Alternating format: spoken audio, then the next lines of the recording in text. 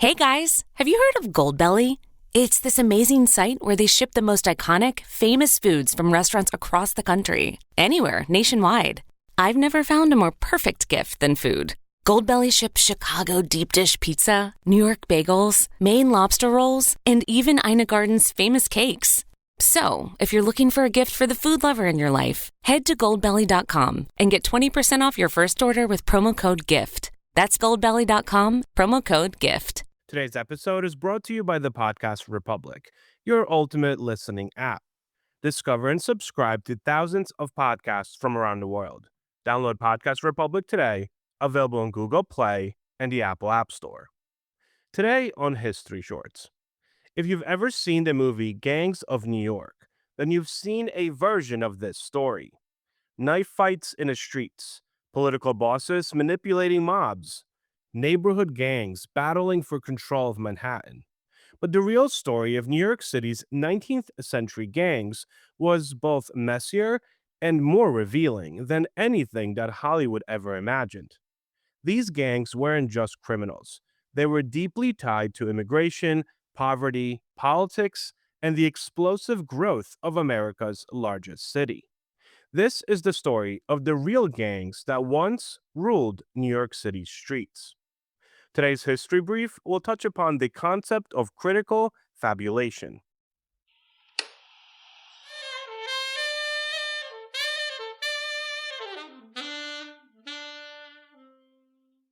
A quick word from our sponsors. You already take magnesium. Smart move. But here's the thing. Not all Mag-Gly is created equal. Solaray's magnesium glycinate is fully chelated, never blended or buffered. That means it's actually designed for optimal absorption and gentle digestion. If you're ready to upgrade your muscle, bone, and relaxation support, choose a quality Mag-Gly that's perfectly chelated for ultimate absorption. Shop Solaray Magnesium Glycinate on Amazon or solaray.com. These statements have not been evaluated by the Food and Drug Administration. These products are not intended to diagnose, treat, cure, or prevent any disease. This day in history. On March 16, 1802, the United States Military Academy at West Point was officially established by Congress. The institution would go on to train generations of military leaders, including many of the commanders who shaped American wars and strategy. On March 16, 1968, during the Vietnam War, U.S. soldiers carried out the My Lai massacre, killing hundreds of unarmed Vietnamese civilians. When the truth later emerged, the atrocity shocked the world and intensified public opposition to the war. Story of the day. In the early 1800s, New York City was expanding at an astonishing pace. Immigrants poured into Manhattan, especially Irish and German newcomers fleeing famine and political turmoil in Europe. Most settled in crowded neighborhoods like the Five Points, one of the most infamous slums in American history. Five Points was a place of poverty, overcrowding, and desperation. Dilapidated buildings housed thousands of residents. Disease spread easily. Jobs were scarce. In that environment, gangs emerged not only as criminal organizations, but really as social structures. They provided identity, protection, and sometimes income in a city where many immigrants had very few options. Among the earliest were groups like the Dead Rabbits and the Bowery Boys and the Plug Uglies. Each gang often reflected ethnic or neighborhood identities. The Bowery Boys, for example, were largely native-born Americans who fiercely opposed the growing Irish immigrant population. The Dead Rabbits, by contrast, were largely Irish. Their clashes were violent and frequent. Street fights involving clubs, bricks, knives, and sometimes firearms erupted throughout the city. Riots between rival gangs could involve hundreds, sometimes thousands of participants. The police force at the time was small and often ineffective, leaving entire neighborhoods essentially under gang control. One reason these gangs flourished was their connection to politics. In 19th century New York, political machines relied on street muscle to influence elections. Gangs intimidated voters, stuffed ballot boxes, and protected party interests at polling stations. The most famous political machine was Tammany Hall, which dominated city politics for decades.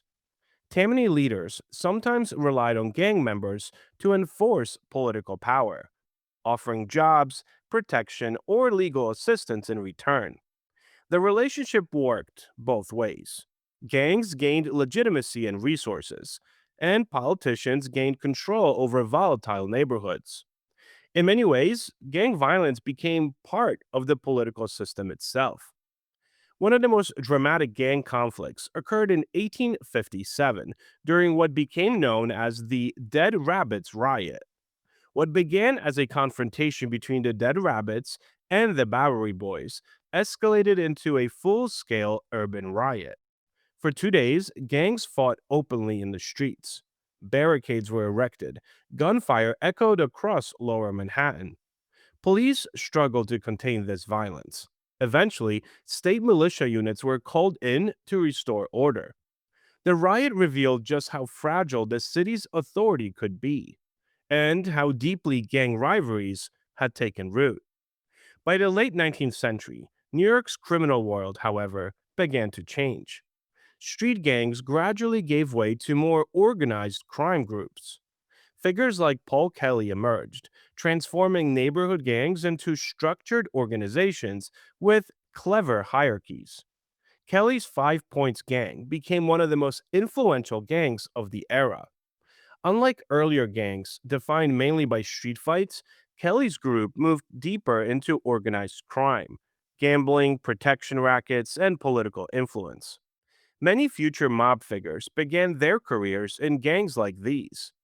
Among them were young criminals who would later become major figures in 20th century organized crime. The story of New York's gangs cannot be separated, however, from the immigrant experience. Many gang members were young men navigating a city that often rejected them. Irish immigrants faced discrimination and economic hardship. Italian immigrants later encountered similar barriers. Gangs sometimes provided a sense of belonging, however dangerous, in a rapidly changing urban environment. That reality complicates this story. These groups were responsible for violence and crime, yes, but they also reflected deeper social pressures in a city struggling to absorb waves of newcomers. By the early 20th century, several forces began weakening the old gang system.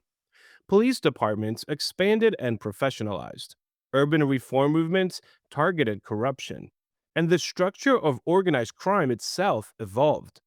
Instead of chaotic street battles, criminal networks now increasingly favored quieter and often more profitable operations.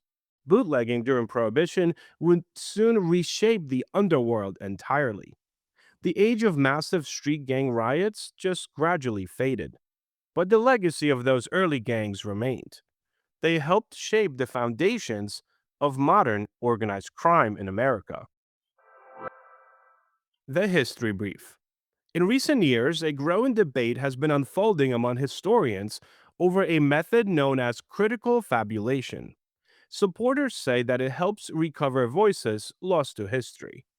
Critics, however, argue that it risks turning scholarship into storytelling. So, what exactly is it, and why has it become so controversial? The concept was popularized by scholar Sidaya Hartman, who introduced the idea in her work on the lives of enslaved people. Hartman argued that many historical archives, especially those documenting marginalized communities, were created by authorities who ignored or silenced the people that they recorded. Because of that, the historical record is often incomplete or distorted. Critical fabulation attempts to address that gap. Instead of simply accepting the silence in the archives, historians use informed speculation, drawing on context, patterns, and available evidence to imagine what might have happened in those missing spaces. The goal is not to invent history out of thin air, but to reconstruct experiences that traditional records failed to preserve. Supporters say that this method allows historians to tell fuller human stories. In cases like enslaved individuals, prisoners, or colonized populations, the official record often contains only fragments, names, court documents, or property lists. Critical fabulation tries to bring those fragments together and explore what daily life may have looked like for the people behind them. But critics raise serious concerns. Some historians argue that speculation, even well intentioned speculation, blurs the line between evidence based history and historical fiction. They worry that readers may not always be able to distinguish what is documented from what is imagined. Others counter that historians have always interpreted incomplete evidence. After all, much of ancient and medieval history relies on inference and reconstruction. The real question, they argue, is transparency, making clear what is known, what is likely, and what is made up. So, is critical fabulation good history or something closer to literature? I'm curious what you guys think. Thank you so much for spending some time with me today and helping make this little show such a mighty success. If you are enjoying this show and would like to help with its production, you can always donate a few dollars at buymeacoffee.com or become a Patreon member to enjoy these episodes ad free. Both links can be found on our website at www.historyshortspodcast.com. I would also like to invite you guys to my YouTube channel where I started a new series called 25 Events That Made America. Have a great rest of your day, and I will talk to you all again tomorrow.